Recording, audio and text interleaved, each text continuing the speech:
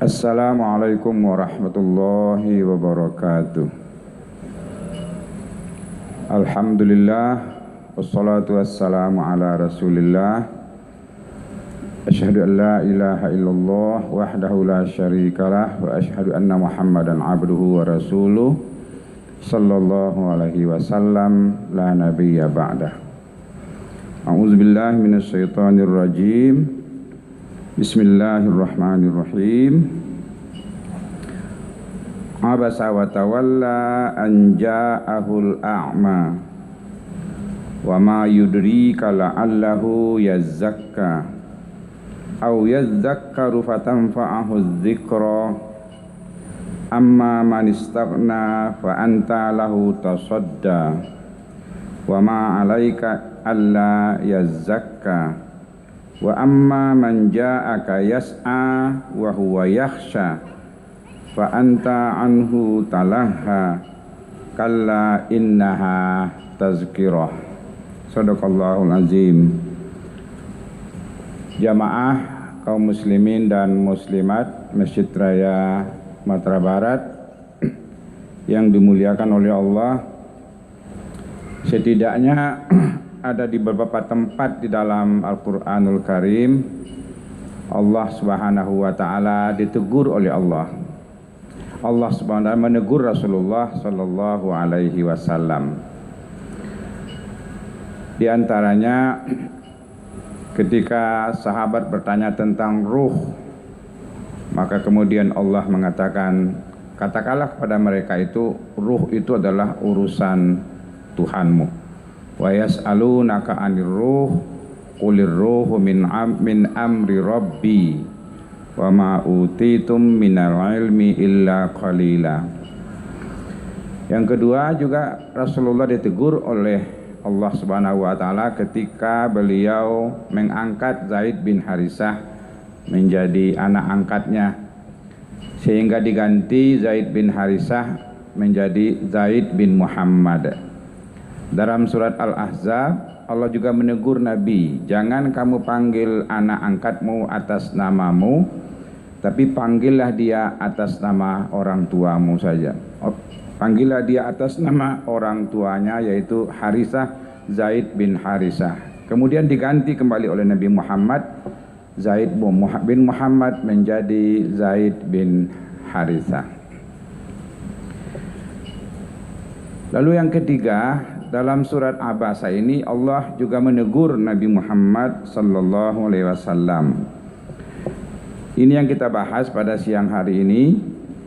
Abasa wa tawalla, dia Nabi Muhammad itu berwajah masam, abasa berwajah masam dan berpaling. Anja'ahul a'ma, ketika datang orang buta menghadap Rasulullah. Orang buta itu adalah Abdullah bin Umi Maktum. Wa ma yudrika la'allahu yazzakka, tahukah engkau hai Nabi Muhammad, barangkali dia ingin menyucikan dirinya, atau dia ingin mendapatkan pengajaran yang memberi manfaat kepadanya. Adapun orang-orang yang merasa dirinya cukup, kafir Quraisy ketika itu, pembesar-pembesar Quraisy, engkau malah memberikan perhatian kepada mereka. Dan padahal tidak ada celah atasmu hai Muhammad kalau kamu tidak memberikan perhatian kepada pembesar-pembesar Quraisy itu. Dan orang-orang yang datang kepadamu dengan bersegera seperti Abdullah bin Umi Maktum untuk mendapatkan pengajaran, dan dia bertakwa dan takut kepada Allah, tapi engkau malah memalingkan muka. Sekali-kali jangan hai Muhammad, itu adalah suatu peringatan untukmu.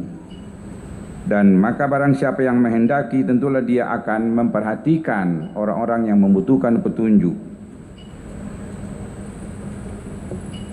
Kaum muslimin dan muslimat sekalian, pada surat Abasa ini Allah juga menegur Nabi Muhammad yang ketika Abdullah bin Umi Maktum itu adalah seorang sahabat yang buta.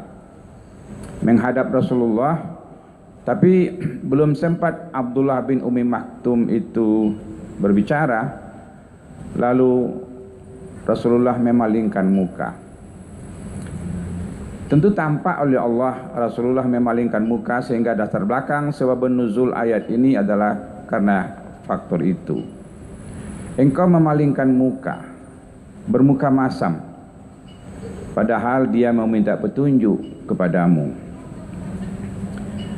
Nah, tetapi Nabi Muhammad pada lain waktu dia mengandung perhatian yang cukup kepada pembesar-pembesar Quraisy. Padahal tidak ada pengaruhnya bagi Muhammad kalau kamu tidak berperhatian kepada mereka. Karena dalam ayat lain Allah mengatakan, innaka la tahdi man ahbabta walakinallahu yahdi bihi man yasha. Engkau tidak bisa memberi petunjuk siapa yang engkau cintai, tetapi Allah lah yang memberi petunjuk siapa yang butuh petunjuk itu. Kaum muslimin dan muslimat jamaah Masjid Raya yang budiman, kalau kita tarik, kenapa Rasulullah itu ditegur oleh Allah? Bukankah dia adalah Habibullah? Bukankah dia dijamin masuk surga oleh Allah? Ternyata itu tidak cukup. Tidak cukup. Kenapa demikian? Karena suatu waktu bisa jadi mungkin Rasulullah punya perhatian lain, tetapi Allah tidak melihat itu. Tapi yang dilihat oleh Allah adalah orang butuh pengajaran dari Nabi, tapi Nabi berpaling muka. Maknanya adalah ketika Allah menegur Nabi Muhammad Rasulullah SAW, berarti Allah sayang kepada Nabi Muhammad itu. Nah, ketika dibiarkan saja oleh Allah Nabi berbuat salah, berarti Allah tidak sayang pada Rasulullah. Misalnya pada dalam surat yang lain Allah juga berfirman bahwa wala taqulanna li syai'in inni fa'ilun dzalika ghadan. Ketika sahabat bertanya tadi tentang ruh tadi, datanglah kalian besok akan saya jawab. Tapi ditegur oleh Allah, jangan kamu berkata pasti akan terjadi besok pagi, kecuali kamu ucapkan insya Allah. Masih ditegur juga Rasulullah oleh Allah Subhanahu wa ta'ala. Nah, karena itu kalau kita tarik teguran Allah kepada Rasulullah itu pada kondisi kita sekarang ini, ketika seorang anak berperilaku yang melewati batas, tetapi orang tuanya sudah capek menegurnya, berarti orang tua itu tidak sayang kepada anaknya.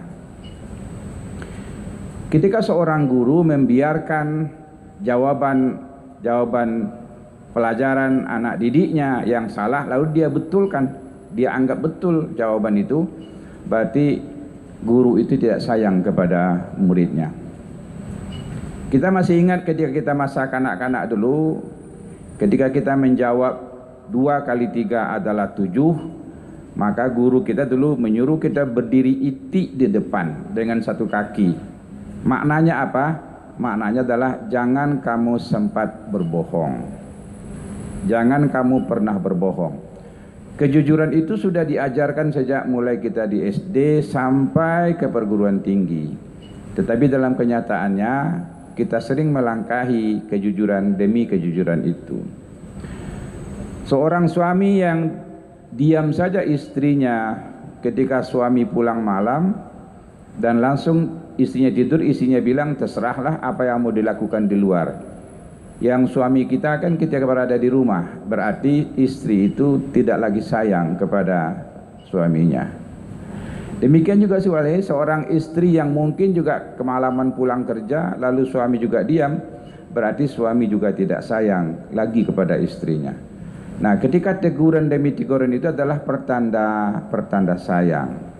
Mungkin suatu kali seorang suami membawa uang lebih pulang dan istri langsung bangga tapi tidak bertanya, berarti istrinya juga tidak sayang kepada suaminya. Nah, karenanya Teguran kita kepada Allah secara pribadi itu seperti apa? Misalnya kita waktu azan sudah dikumandangkan, kemudian kita langsung naik mobil atau motor langsung juga berangkat, tidak sholat zuhur dulu atau tidak sholat dulu ke masjid sementara orang sudah azan. Di pertengahan jalan mobil kita kempes atau rusak segala macam, berarti itu adalah teguran dari Allah Subhanahu wa taala karena kita mengabaikan sholat sebelum berangkat pulang atau ke suatu tempat pada waktu tertentu.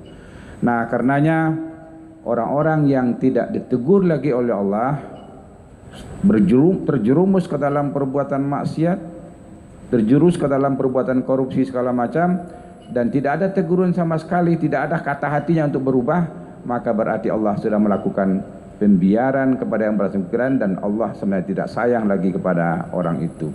Nah, karenanya ketika kita ditegur oleh Allah dalam kondisi tertentu, berarti Allah masih sayang kepada kita.